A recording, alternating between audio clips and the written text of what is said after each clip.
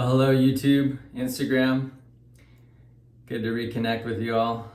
It's been a while since the last video, as you can tell. I think I got 7 or 8 days growth here. Need a haircut as well. We're gonna be using our new Sir Winston soap, the aftershave. Keeping with the English theme, using the Wade and Butcher, the celebrated for barber's use only. Nice big wedge here from Ken, Shave 326, and the Simpson's Chubby2 Manchurian in Moon Java.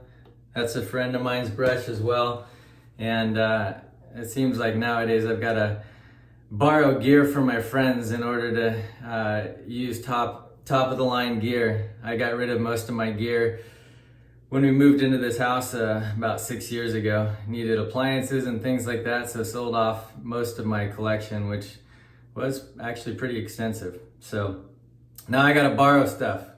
Should be a great shave today. Let's get into it.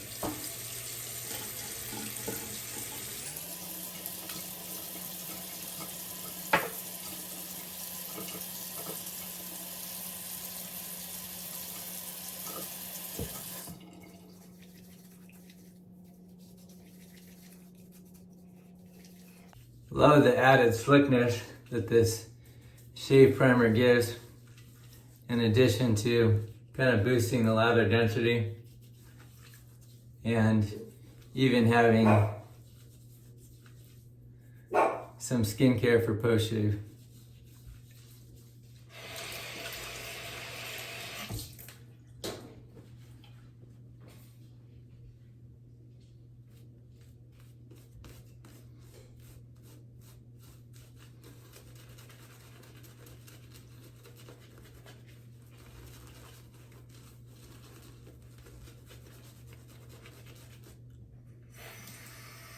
It's been quite a while since I've used a Simpson Manchurian, particularly the Chubby2. Just remembering how, not only how soft, but how dense these guys are. Such a great, iconic brush, really. Pricey, but really great quality brush.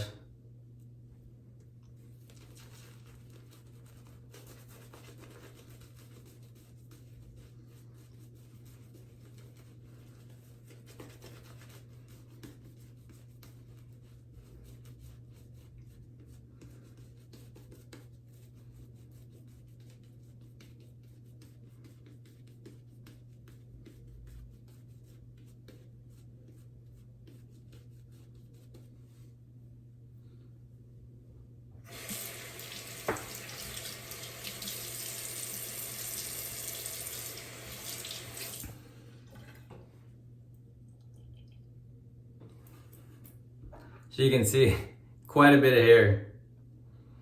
All right, let's get into the shave.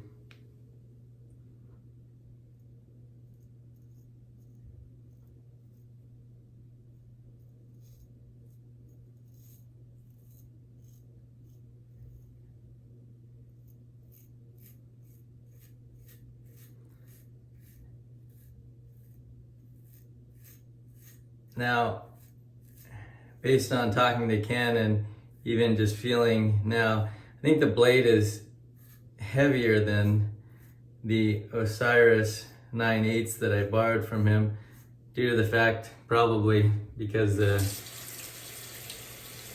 that really heavy wedge. Also, a little less forgiving as well with the bevel.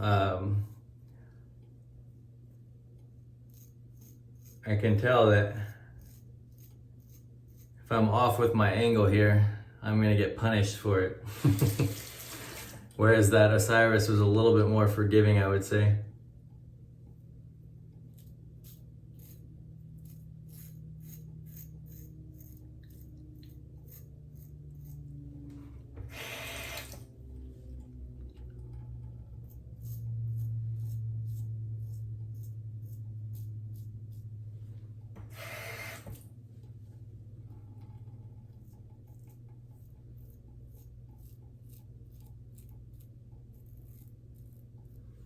Still a fantastic razor nonetheless. Really great feel so far.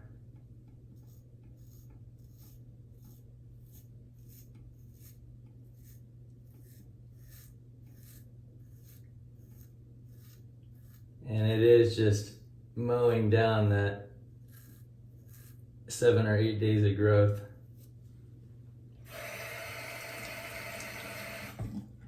No problems whatsoever.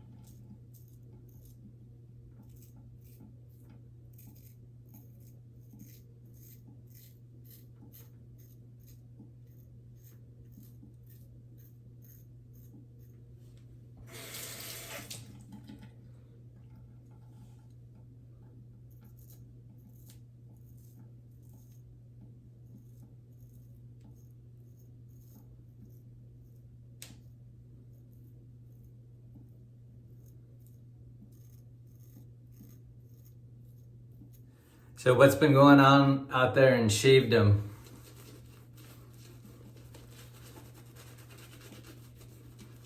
What's new and exciting? We've got these 2 releases coming out. They'll be available exclusively at Bullgoose Shaving. This one, Sir Winston, is our take on Blenheim Bouquet. For those of you that are familiar with the original Blenheim Bouquet, it's actually very similar. A couple differences that I would point out is there may be a touch more lavender interplaying with the pine after you get that citrus accord, and then also in the dry down, I would say there's a bit more powdery of a dry down from the musk than in the original. I quite like that. It gives much more transition to an otherwise very simple fragrance. And this is available in the cardinal base, and we will have the splash with it as well.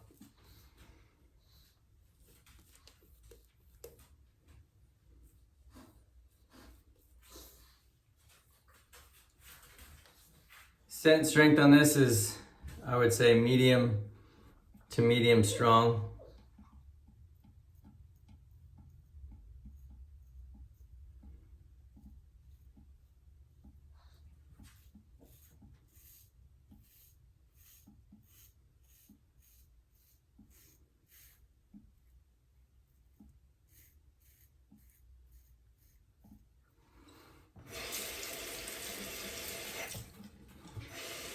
I would say it gets slightly stronger as it's lathered, not a ton.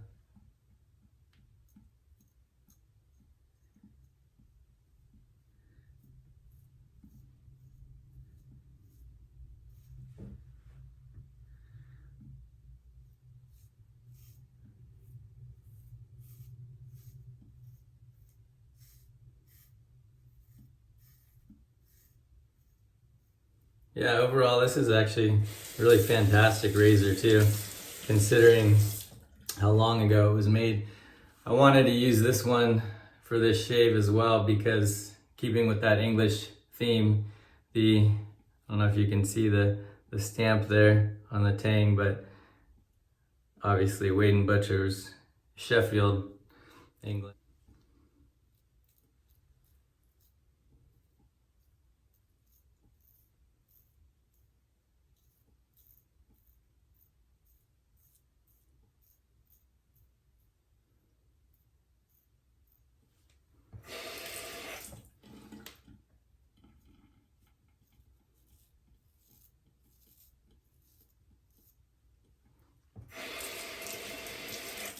So far I don't have the weepers like last time, which is nice.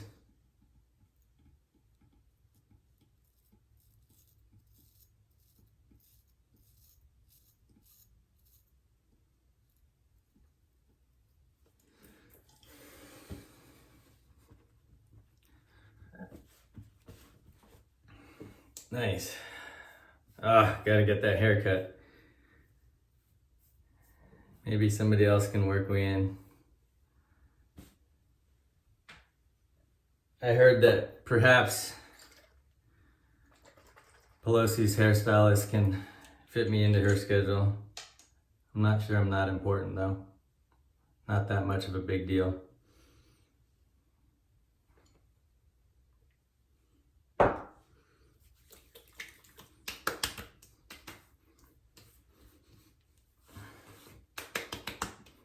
So the aftershave on this does have a light cooling sensation, that it's actually really pretty long lasting. I would say in the aftershave, lemon is definitely the dominant note there.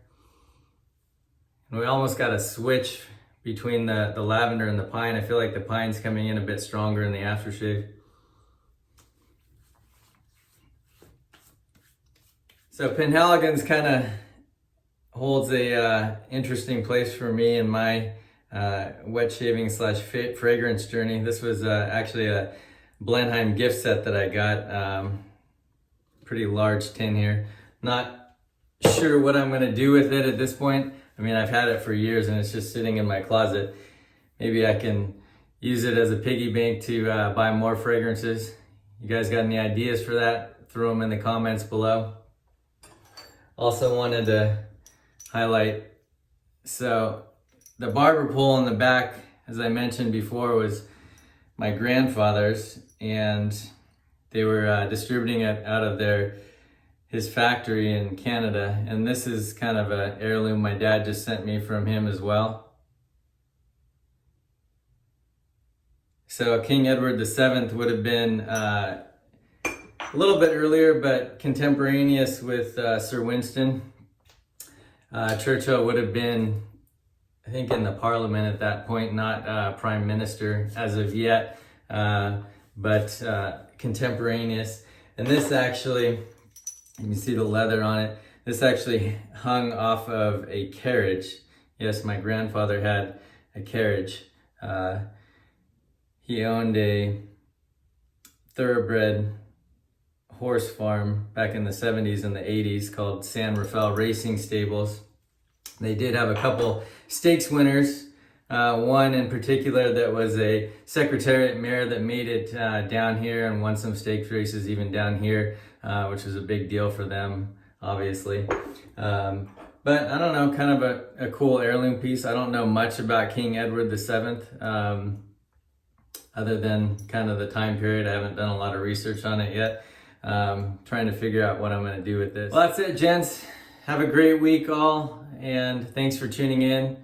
If you enjoyed the video, please hit the like button and subscribe as well.